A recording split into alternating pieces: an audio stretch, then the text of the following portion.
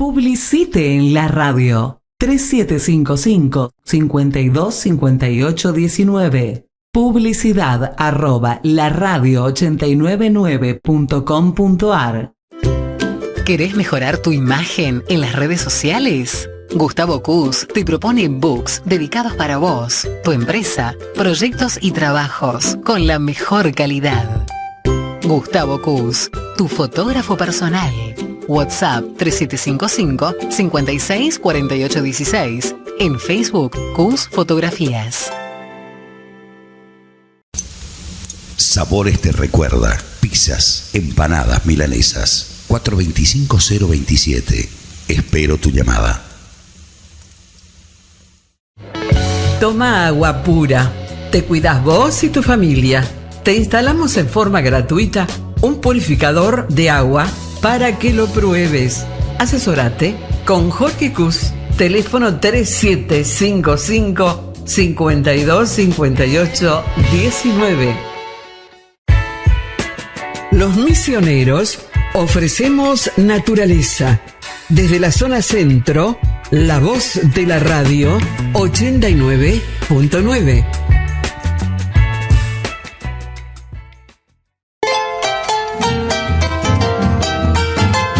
Los doctores Javier Millán Barredo y Ricardo de Oro, conductores del programa HDH, Hablemos de Historia, en directo por la radio y vía streaming, los días jueves de 13 a 14 horas, te invitan a vivir una experiencia única en la Fiesta Nacional del Inmigrante.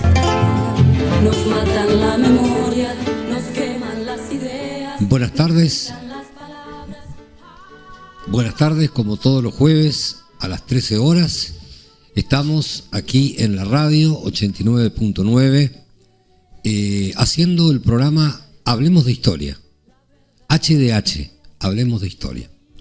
Lo hago personalmente yo, el burro se pone adelante, Javier Millán Barredo, acompañado por el nuevo coproductor permanente del programa, que es el doctor de Oro, Ricardo de Oro, secretario de la Defensoría Penal de esta jurisdicción de Oberá. Doctor de Oro, hoy tenemos el Día del Maestro.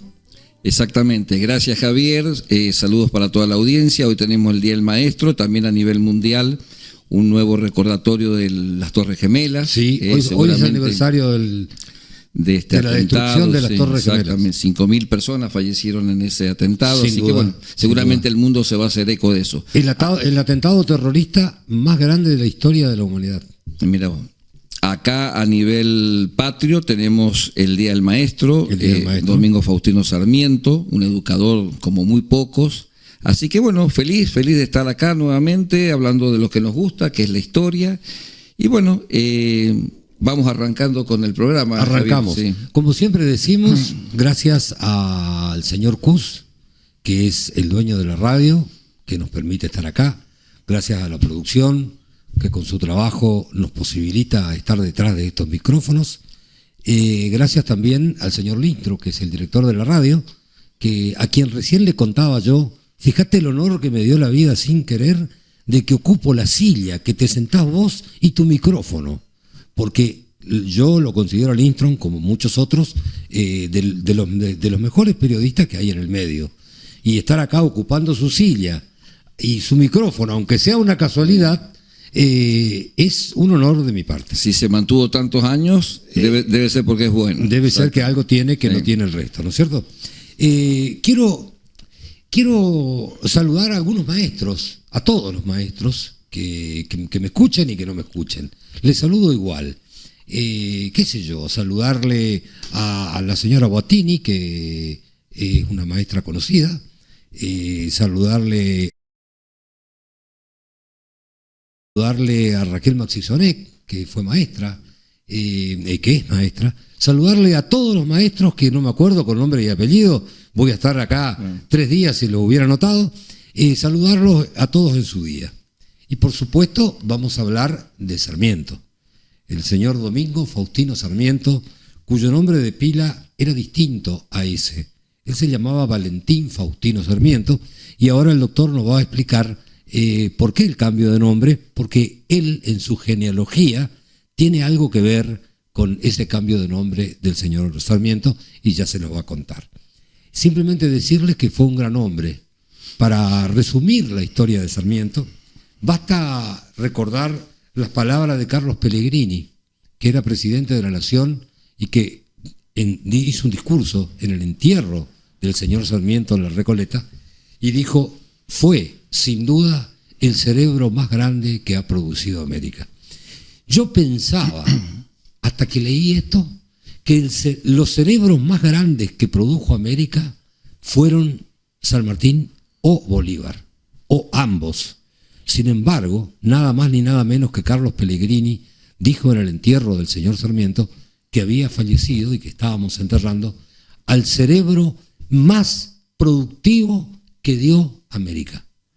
Y bueno, eso le damos rango especial. Fue presidente de la Nación Argentina, fue gobernador de la provincia de San Juan, fue senador por la provincia de San Juan ante el Senado de la Nación, fue ministro plenipotenciario ante los Estados Unidos, fue escritor, fue periodista, tuvo una vida muy pródiga, pero tuvo una vida enfrentada a muchas personas, porque aquel que sobresale de la manada generalmente tiene muchos enemigos. Como me dijo un día hace poco el señor Zapaya, a quien le mando un saludo, hace unos años atrás me dijo: mira, Javier, la medida de tu éxito se da por la cantidad de enemigos que tenés.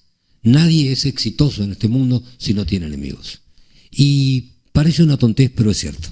Sarmiento fue un hombre exitoso, un hombre inteligente, un hombre de acción, y que por ello tuvo muchos enemigos. Amén de que también tuvo errores propios. ¿Por qué no decirlo? Seguramente. Fue unitario, todo, claro. Por ejemplo. Sí, todos tenemos luces y sombras, pero yo creo que la obra de Sarmiento ha trascendido el tiempo sin lugar a dudas, y lo vamos a ver ahora en el desarrollo del programa, y muestra también el gran corazón que tuvo y el amor que tuvo a la patria, y aunque parezca raro, el amor que lo tuvo al gaucho, y lo vamos a desarrollar bien. Y lo vamos a desarrollar ahora.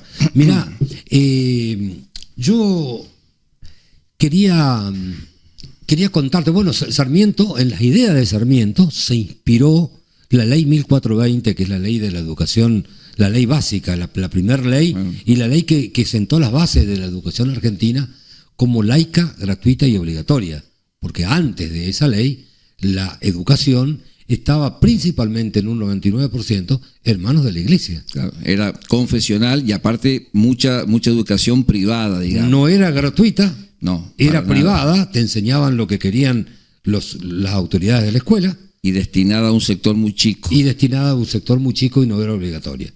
A partir de las ideas de Sarmiento, concretadas en la ley 1420, creo que era el número, la educación argentina fue gratuita, laica, gratuita y obligatoria.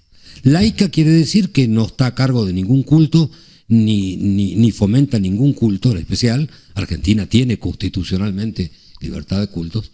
Gratuita porque es gratuita y obligatoria para todos. Daban clase debajo de los árboles, pero Sarmiento obligó a los chicos argentinos a ir a la escuela y llegamos, gracias a esas ideas y a las de otros contemporáneos, a ser una de las primeras potencias de América. Sin embargo, amigo mío, la vida de Sarmiento ha tenido un montón de vicisitudes. Y muy apasionada también. Yo quiero que me cuentes alguna. Empezar por el nombre primero y después te voy a ir preguntando otras.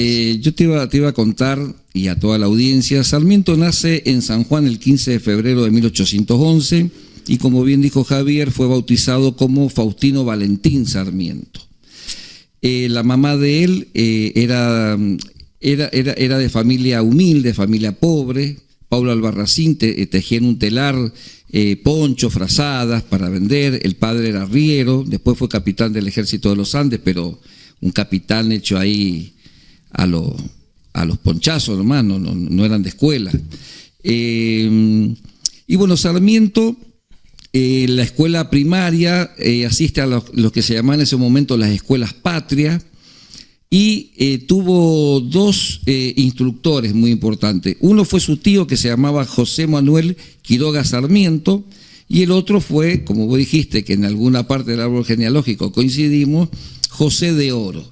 Los dos eran curas, pertenecían a la iglesia de Santo Domingo. Ese también fue pariente tuyo. Sí, también. No solamente Fray Justo Santa María de Oro, muchos que han sido sacerdotes, sino también José de Oro, que fue un tío que lo cuidó a Sarmiento en su adolescencia, lo terminó de criar, digamos, a Sarmiento. Exacto. José de Oro también fue pariente tuyo. Sí, y también fue sacerdote. Bueno, qué orgullo, colega, ¿eh? La verdad. Qué orgullo. Y bueno, la mamá de Sarmiento, Paula Albarracín, era muy devota de Santo Domingo. Ellos vivían a una cuadra del convento.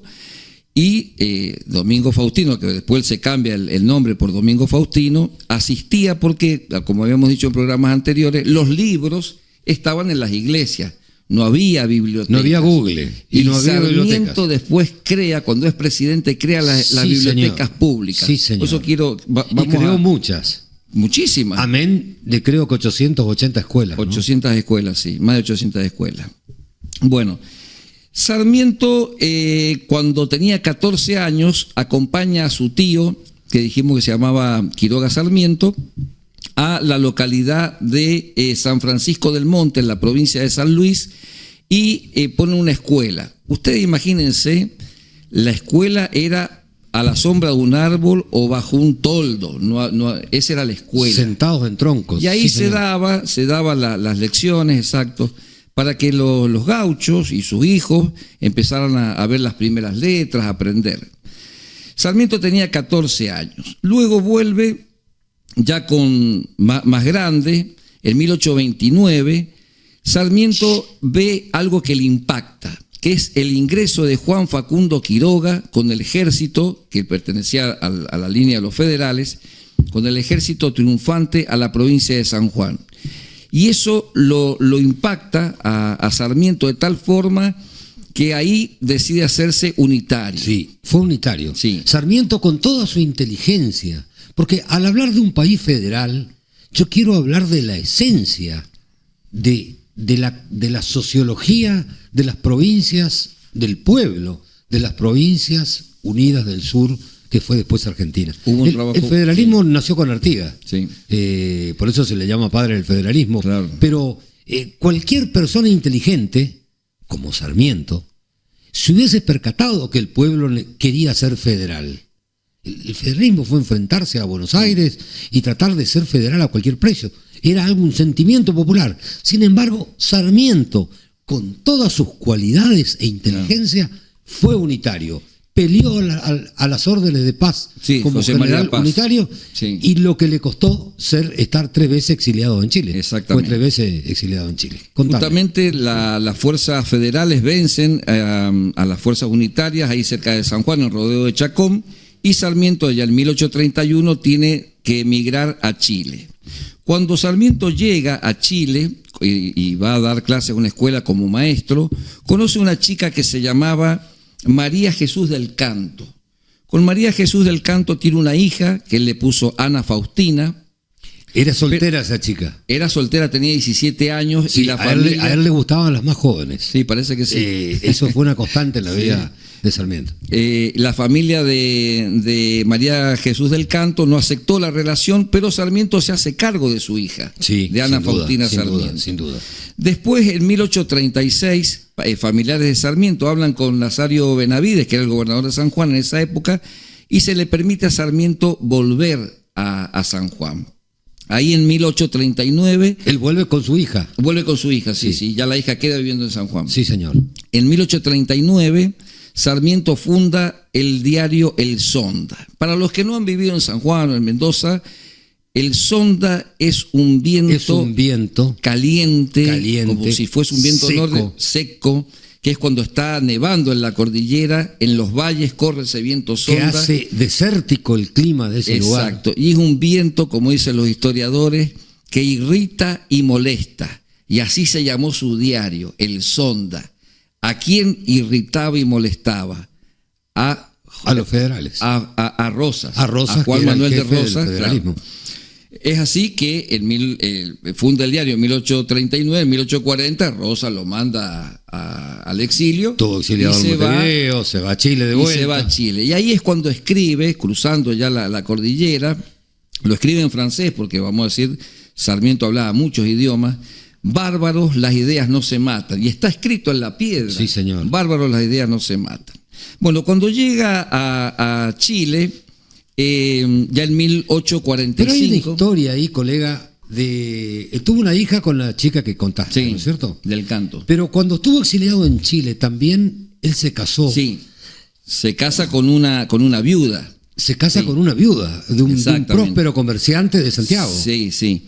Y el presidente de Chile, en 1845, Manuel Montt Torres, le pide a Sarmiento que viaje por Estados Unidos, por Europa y también llega al norte de África para investigar sobre los sistemas de educación. Sarmiento ya se destacaba, sí, había tenido mucho contacto incluso con universidades. Sí, hay que decir algo, sí, Sarmiento nunca terminó la escuela secundaria, pero era un autodidacta enorme, gigante.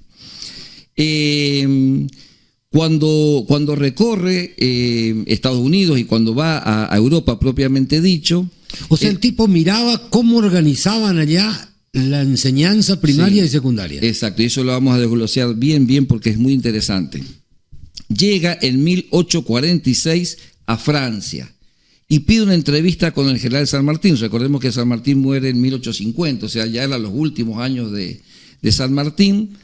Sarmiento pide una entrevista, San Martín le da la entrevista en Granburg y él escribe a su amigo Antonino Verastain, que después fue gobernador de San Juan, le escribe unas líneas muy tristes y dice así, esto lo voy a tener que leer textual: cerca del río Sena reside olvidado don José de San Martín, el héroe más grande de la liberación de América.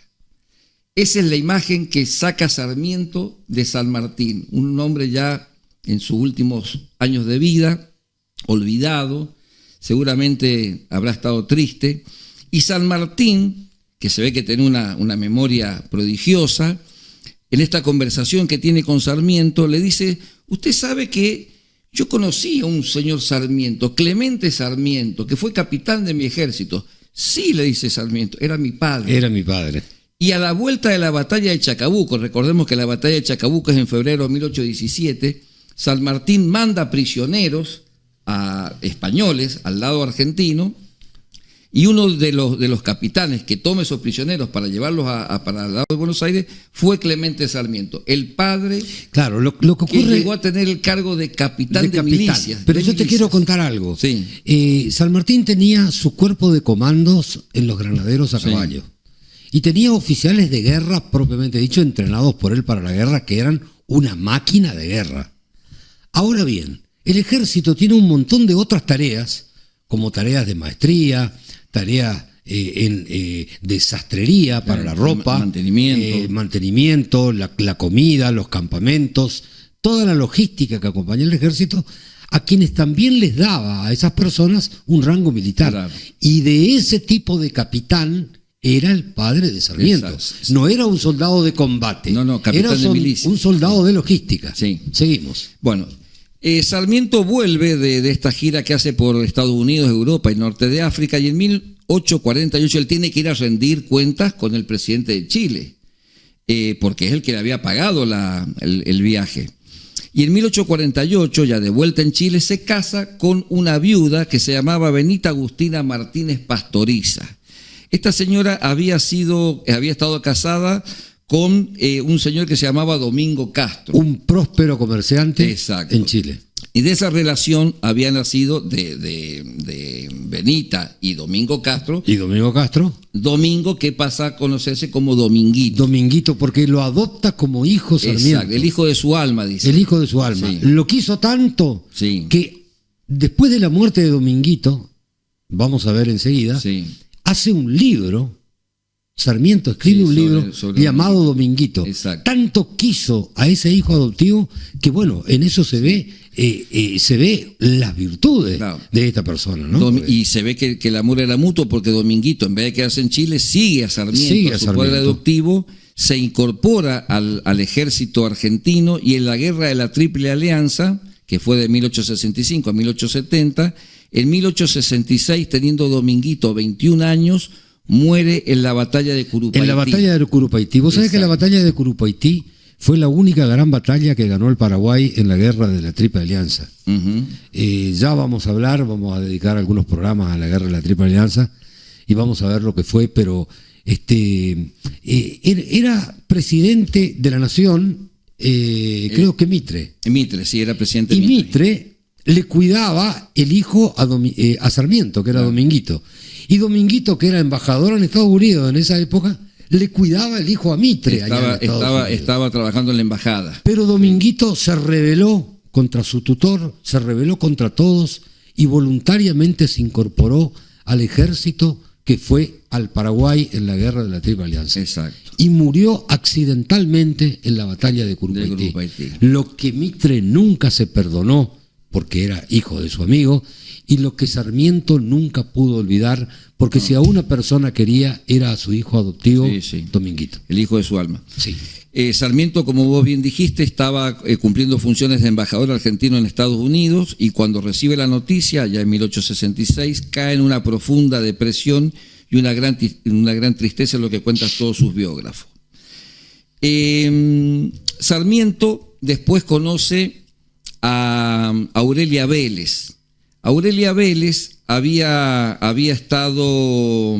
Perdón, Aurelia Vélez, ¿te estás refiriendo a la hija de Vélez Arfiel? De Dalmacio Vélez Arfiel. De Dalmacio Vélez Arfiel. El autor del Código Civil. Que fue el autor del Código Civil argentino, recientemente derogado hace pocos años. Exacto. Y suplantado por nuestro nuevo Código Civil y Comercial de la Nación. Sí. Pero que fue la norma fundamental de toda la nación hasta ahora. Sí. Y también hizo el Código de Comercio. Y también tuvo participación en la Constitución. Y también tuvo participación en la Constitución de 1853. Bueno, Aurelia Vélez, Sarmiento la había conocido a Aurelia Vélez porque era hija de su amigo Dalmacio Vélez Arfiel, cuando ella tenía 9 años. Bueno, después cada uno sigue su vida. Aurelia a los 17 años se casa con un primo de ella que se llamaba Pedro Ortiz Vélez. O sea que con 9 años se enamoró de Sarmiento.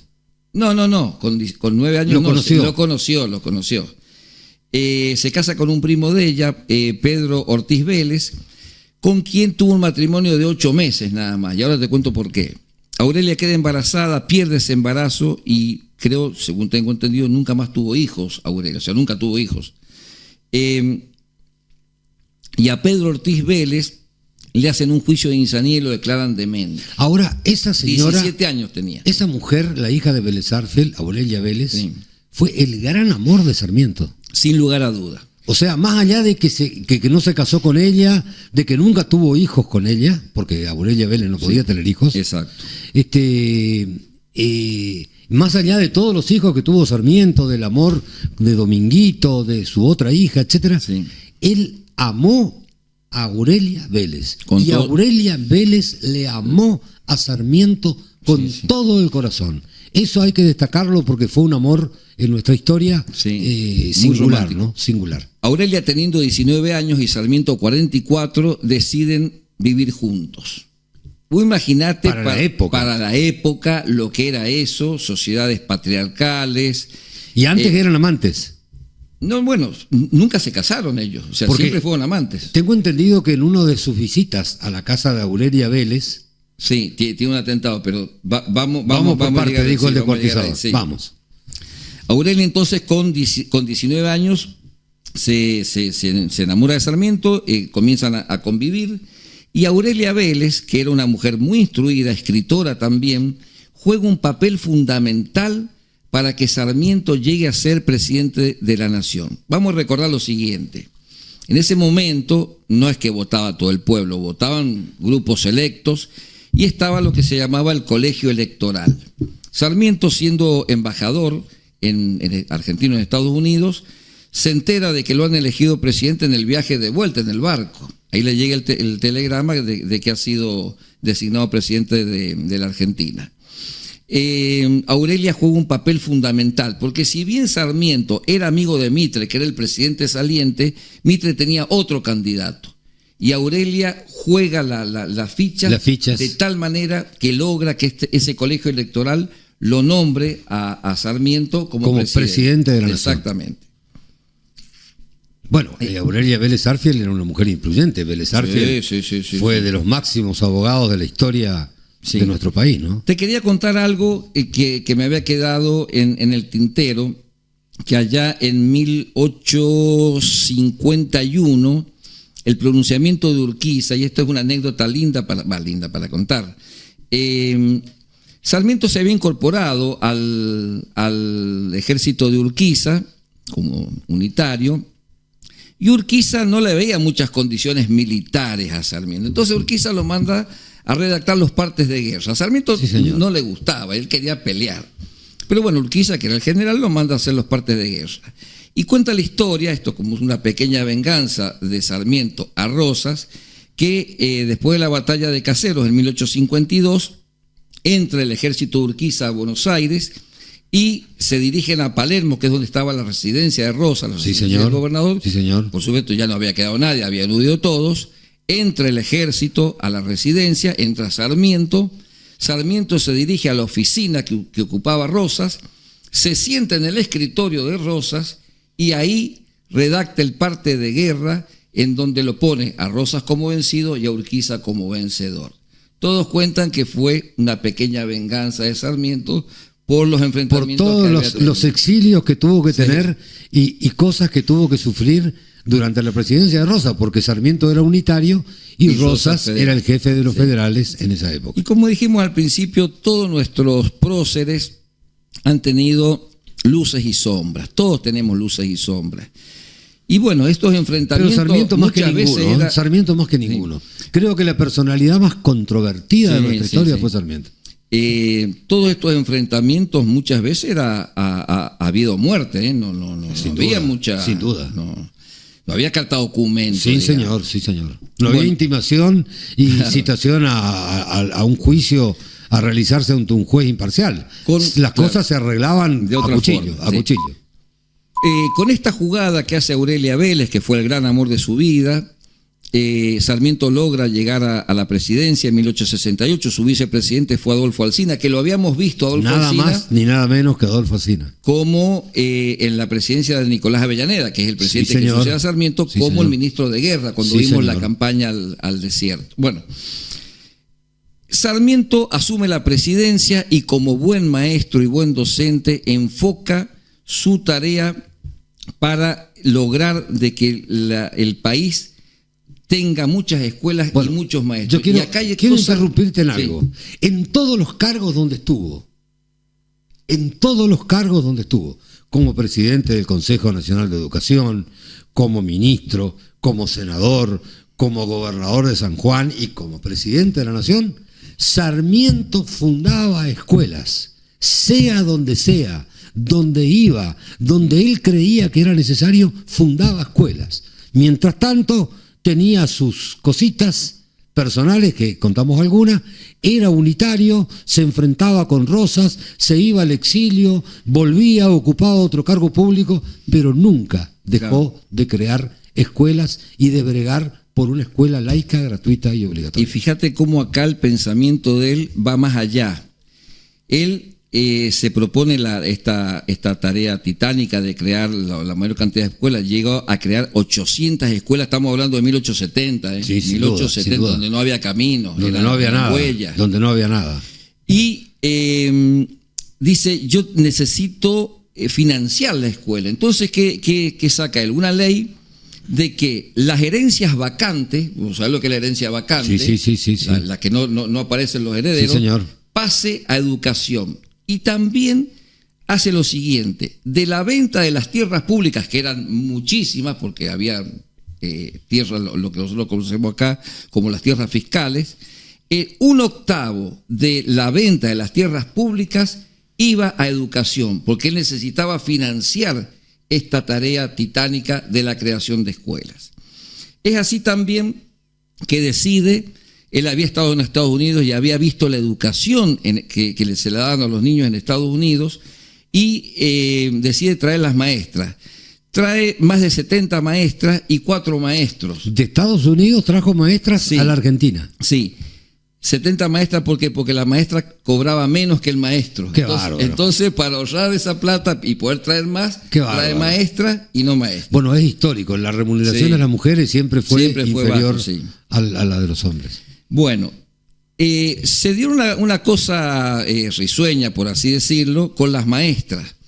Recordemos que la sociedad argentina de 1870 era una sociedad patriarcal, media con sus caudillos, feudal en cierta forma, y muy católica, 100% católico. ¿Qué pasó? Las maestras que vinieron eran protestantes. Las maestras eran protestantes. Entonces, en un primer momento... ¿Protestante te referís a que seguían las ideas del Calvino y Lutero? Sí, pero no eran católicas. Que fueron las personas que se apartaron de la iglesia. Claro, pero no eran católicas. Ellas profesaban su religión, que era protestante. Bueno, cuando viene unos encontronazos con la iglesia hubo y con la sociedad hubo. Gracias a Dios y a la genialidad de Sarmiento y también la buena predisposición de la maestra, eso se zanja. Ellas se incorporan a la religión dominante acá, que era la católica, forman sus familias y demás. Y acá quiero destacar lo siguiente. Siempre se dijo que Sarmiento odiaba al gaucho. Y yo te voy a dar datos que son objetivos. Si vos odiás al gaucho, si vos odiás a alguien, vos no invertís en la educación de sus hijos. Sarmiento invirtió en la educación porque dijo... Es que Sarmiento no odiaba al gaucho. No, pero se dice, los detractores Sarmiento lo que no quería era un país, que el futuro del país sean gauchos. Exacto. Él quería un futuro como industrial. Como Estados Unidos, donde fue ministro. Fomenta también la inmigración europea. Esa es la primera ola de la inmigración europea. Sí, sin duda. Entonces dice, bueno, yo necesito las maestras que tienen ya la parte académica, zanjado este tema de que eran protestantes o católicas, se termina después la religión católica. Y ¿por qué la maestra de Estados Unidos? Él había visto caracteres muy especiales en las maestras de Estados Unidos. Primero, dice, se incorpora lo que nosotros hoy conocemos como el cuaderno, que parece una tontera. Ellos no tenían cuaderno. La maestra de Estados Unidos incorpora el cuaderno. ¿Por qué? Porque cuando el alumno iba a la escuela y recibía la clase de la maestra o el maestro, volvía a su casa sin material. Ahora volvía con el cuaderno. Podía seguir leyendo en su casa o transmitir ese conocimiento. El cuaderno, una herramienta fundamental para la educación.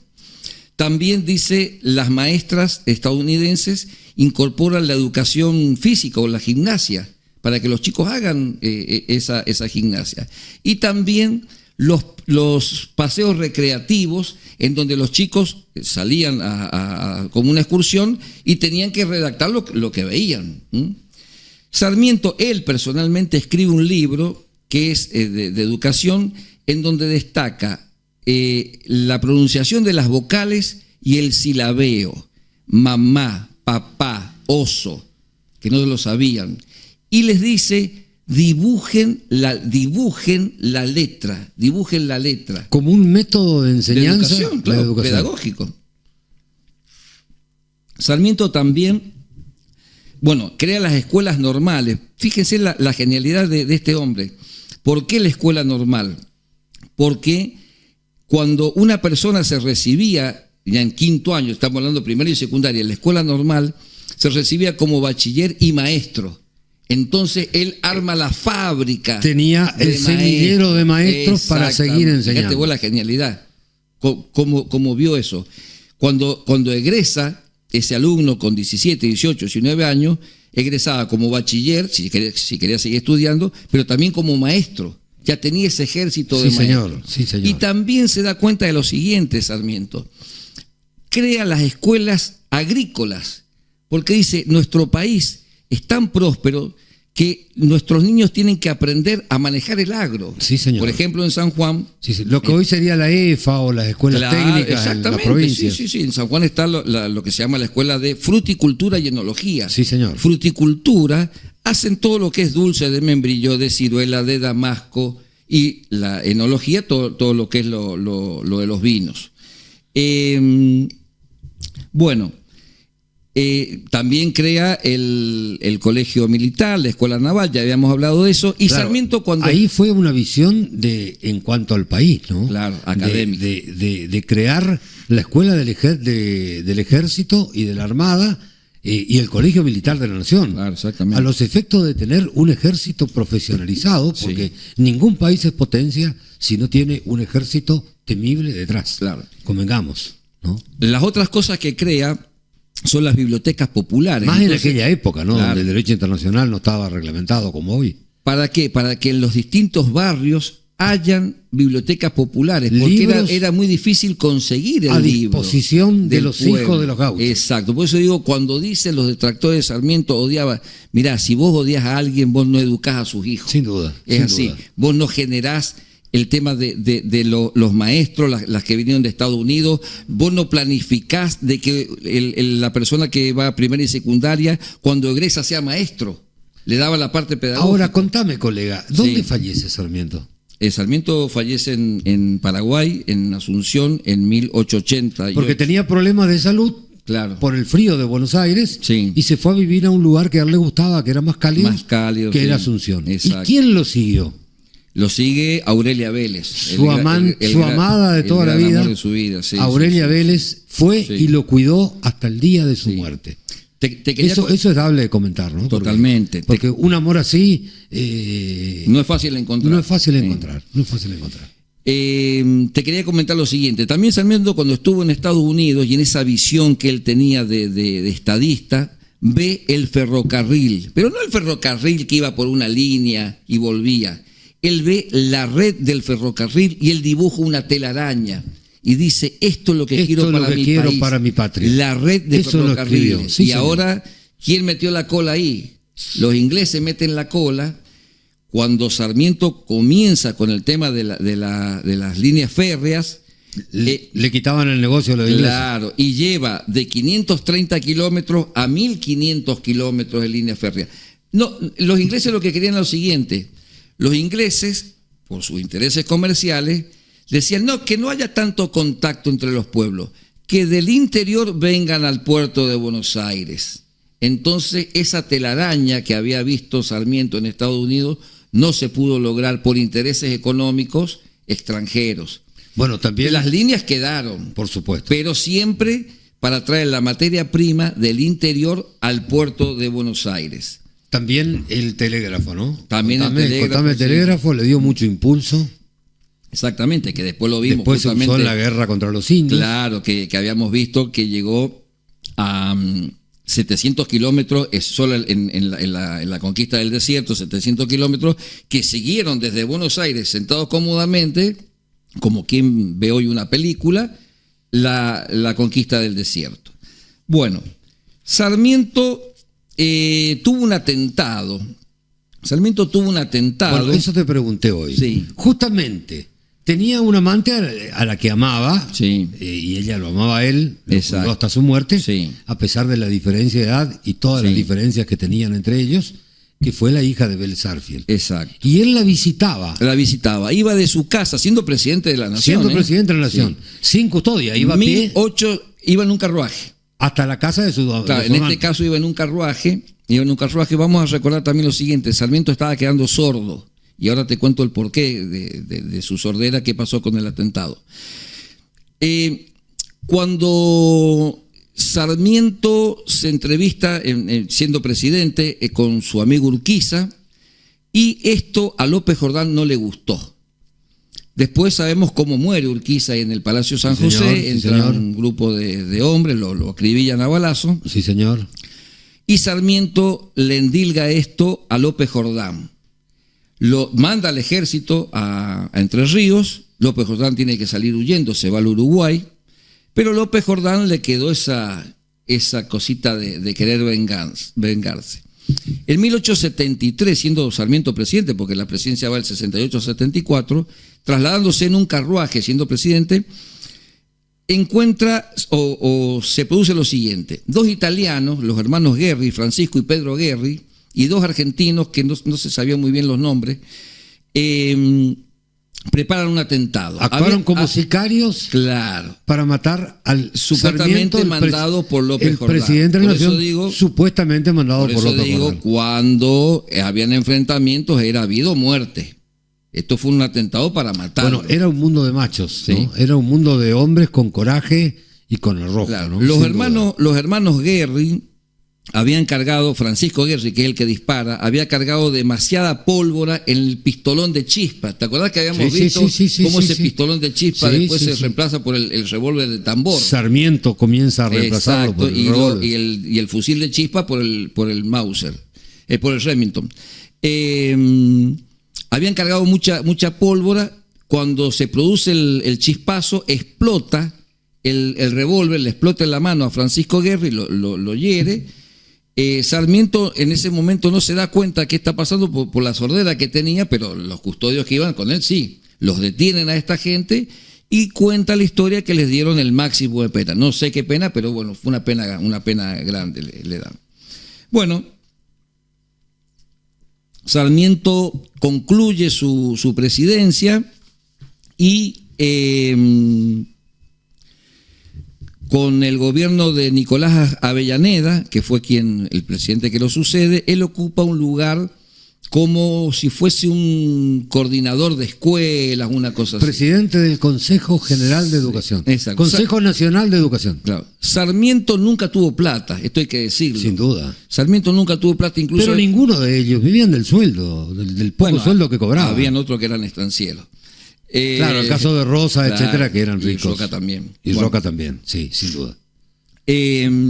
Hay una anécdota en un baile, con Sarmiento siendo presidente y estaba con Aurelia Vélez, su gran amor, y alguien comenta de Sarmiento, de que no tenía propiedades y demás, y Sarmiento dice, sí, yo pertenezco a la aristocracia, lo único que no tengo es estancia, dijo. Vivía de su sueldo nada más, él siempre con ese humor un poquito ácido, pero a flor de piel. Bueno, Sarmiento cumple estas funciones como coordinador de escuelas, como lo que vos bien mencionaste, y después ya con su salud más debilitada, decide viajar al Paraguay. ¿Por qué al Paraguay? Por el tema del clima, pero también algún remordimiento hubo también en él, porque por Dominguito y por lo que él vio cómo quedó Paraguay. Sarmiento no era ningún. La injusticia hicimos contra el Paraguay. Vos pensás que la población del Paraguay, de acuerdo a las estadísticas, prácticamente desapareció en un 75%. El Papa autorizó la bigamia en Paraguay para poder repoblar el Paraguay, porque no había hombres. Muchos decían, el Paraguay se mantiene en los vientres de las madres, Bueno, de esa forma, Sarmiento yo creo que también un poco para, no sé si espiar culpa o qué. De las madres violadas por el ejército de la Triple Alianza, ¿no? Y algunas sí. La gran mayoría. Claro. Bajo la presidencia de Sarmiento, en 1870, termina la guerra de Paraguay, cuando las fuerzas brasileras lo cercan a Solano López y lo matan. Ahí termina la guerra. Incluso cuentan que Solano López... De todas esas cosas no voy a hablar yo, colega. Va a hablar mi corazón. Bueno. Porque son cosas de la historia que me han tocado profundamente. La guerra del Paraguay, sí. La injusticia que hizo Uruguay, Argentina y Brasil contra el Paraguay no tiene reparación histórica. Sí. Fue terrible. Por suerte los pueblos después se amigaron y hoy olvidamos eso, ¿no es cierto? Sí, gracias a Dios. Bueno, tampoco vivimos de los odios del pasado, pero en la historia eso fue lo que hicimos. Fíjate que destruir al Paraguay. 200 años después, Paraguay se está recuperando. Sin duda, sin duda. Recién ahora. Y va a volver a ser una gran potencia. Ya es una potencia y va a ser una potencia más grande. Bueno, Sarmiento se va a Asunción, va en barco a Asunción, y le pide a su amada que lo visite. Y Aurelia va, se toma el viaje y va a visitarlo a Paraguay. ¡Qué amor! Por favor. No sabemos por qué motivo ella, el día 4 de septiembre de ese 1888, que es cuando muere Sarmiento, tiene que volver a Buenos Aires. Y el día 11 de septiembre es cuando fallece Sarmiento. Ya estando Aurelia en Buenos Aires, bueno... es embalsamado el cuerpo de Sarmiento y lo mandan lo traen en un vapor, en barco. Y lo entierran en el cementerio de la Recoleta. Exactamente, en el panteón de los presidentes. Y ahí Carlos Pellegrini, presidente del país, pronuncia hace en el funeral esas palabras que quedaron para la historia, donde dice: uno de los cerebros más grandes que produjo América. Sí. Yo lo que quería destacar es ese amor que Sarmiento le tuvo al pueblo argentino y esa visión de estadista que él tuvo, porque te repito, y no me canso de hacerlo, él no odiaba al gaucho. Él lo que no quería es que nuestro país se formara como vivía el gaucho. Él quería un país industrial, porque él lo había visto. Él había visto ese sueño, colega, en Estados Unidos y en Europa. Yo quiero contarte algo. Hay dos conceptos de gaucho. En la intelectualidad, en la literatura, el gaucho es un hombre sincero, leal, amigo, hace gauchadas, ¿no es cierto? Sí. Era amante de la patria, le seguía a San Martín, dio su vida por la patria y bla, bla, bla, bla, bla. Sí. Bueno, eso es la literatura. En la realidad era otra cosa distinta. El gaucho de la realidad, si bien sabía andar muy bien a caballo, era un tipo que nunca construyó nada, nunca pagó un solo impuesto, nunca hizo nada más que vagar a caballo, chupar y comer vacas ajenas. No. El gaucho, el país no tenía futuro siendo como eran los gauchos. El país tenía futuro si se asemejaba a ser como fue Europa. Y Estados Unidos, que fue el gran norte de Sarmiento. El gran norte de Sarmiento. Eso lo tenía claro Sarmiento, y por eso luchó contra el gaucho. Exacto. No por un odio personal, sino por un odio sociológico a una realidad que no quería. Él quería un país distinto. O un odio, o mal interpretada la palabra odio. Yo creo que no los odiaba, porque te repito, él arma toda su presidencia en base a la educación y busca el financiamiento para la educación. Por eso dice, la herencia vacante a educación.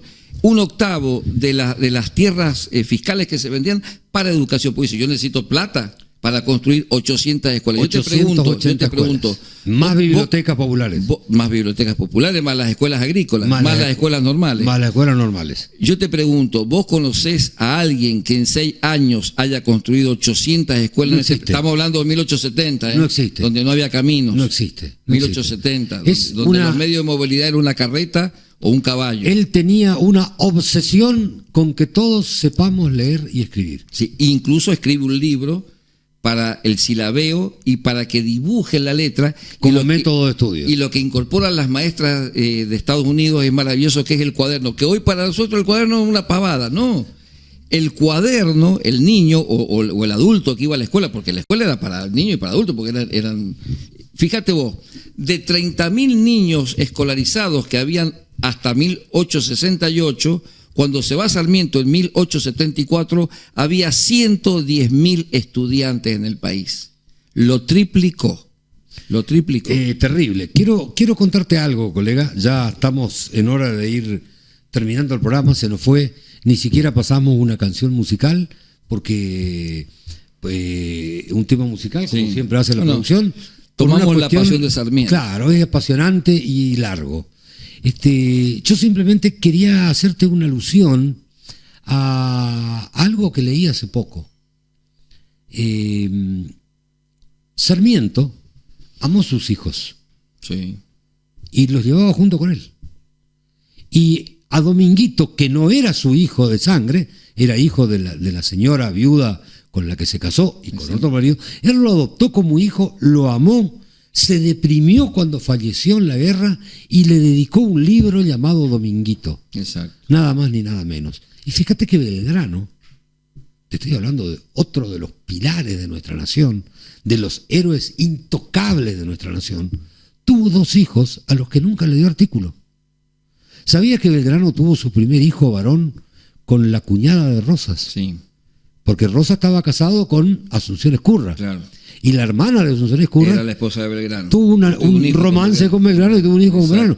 Y lo crió Rosas. Rosas cría el hijo de Belgrano. Y le puso el apellido Rosas. Y Belgrano nunca ni siquiera le escribió una carta. Y cuando murió Belgrano, Recién Rosas le permitió usar el apellido Rosas y Belgrano. Sí, exactamente. Bueno. Y también tuvo una hija en Tucumán cuyo papel de padre fue muy complicado. Ahora, lo que pasa es que el mundo era machista. Sí. El hombre se dedicaba al ejército, se dedicaba a la política, se iba durante meses, sino años, en sus campañas, y bueno, los hijos los criaba la mujer y mientras lo esperaba el marido. Esa era la realidad y así se dio. Sarmiento, sin embargo, igual que San Martín, porque Bolívar fue otro como Belgrano, con la diferencia en cuanto a los hijos, con la diferencia que Bolívar tuvo 40 hijos, claro, o no sé cuántos, Urquiza también, sí. ¿No es cierto? Más de 110. En cambio, San Martín y Sarmiento se han destacado porque han llevado a sus hijos juntos. O sea, han tenido un concepto de familia más adecuado al concepto moderno de familia que adecuado al de aquella época de familia. Sí, y dicen que San Martín, por ejemplo, que era muy cariñoso con sus nietas. También cuentan eso. Sin duda. Repito, todos nuestros próceres tuvieron luces y sombras. Tenemos que destacar las luces y conocer las sombras. Conocer la sombra porque no se puede tapar el sol con las manos. Y es bueno en este HDH, Hablemos de Historia, que lo conozcamos sin ofender a nadie y sin atacar a nadie. Lo que nosotros no podemos hacer es cambiar la historia. Claro. Pero podemos contarla. Podemos contarla. Y repito, para toda la audiencia, una vez más, nosotros venimos a este programa a hablar de historia, pero no a hacer una academia de historia. Nosotros por ahí la memoria nos puede fallar y podemos dar hasta una fecha equivocada o un nombre equivocado o algún dato equivocado. Pero no nos interesa equivocarnos. Lo que nos interesa es llevar la historia a la mente de los oyentes para que los oyentes hablen de historia, porque nuestra historia es rica, nuestra historia es lo que nos trajo hasta acá, es lo que nos identifica e indudablemente lo que nos va a marcar el futuro. Ha sido un gusto. Este fue el Doctor de Oro, coproductor. Gracias, Javier, y bueno, un saludo grande para toda la audiencia y bueno, espero pronto que nos volvamos a encontrar. Bueno, ha sido el Doctor de Oro quien me acompaña, quien les habla, Javier Millán Barredo, que sin querer estoy ocupando la silla del Intron y el micrófono del Intron, que es un honor para mí. Y bueno, será hasta el próximo jueves. Ha sido un gusto y muchas gracias a todos. Gracias.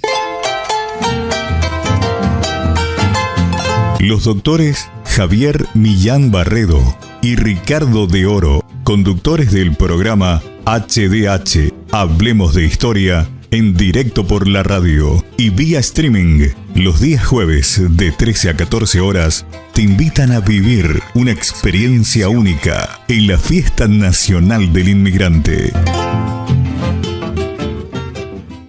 Publicite en la radio 3755-525819. Milanesas. Sabores. Chubut 31. Toma agua pura. Te cuidas vos y tu familia. Te instalamos en forma gratuita un purificador de agua para que lo pruebes. Asesórate con Jorge Cus. Teléfono 3755-525819. ¿Querés mejorar tu imagen en las redes sociales? Gustavo Cus te propone books dedicados para vos, tu empresa, proyectos y trabajos con la mejor calidad. Gustavo Cus, tu fotógrafo personal. WhatsApp 3755 564816. En Facebook, Cus Fotografías.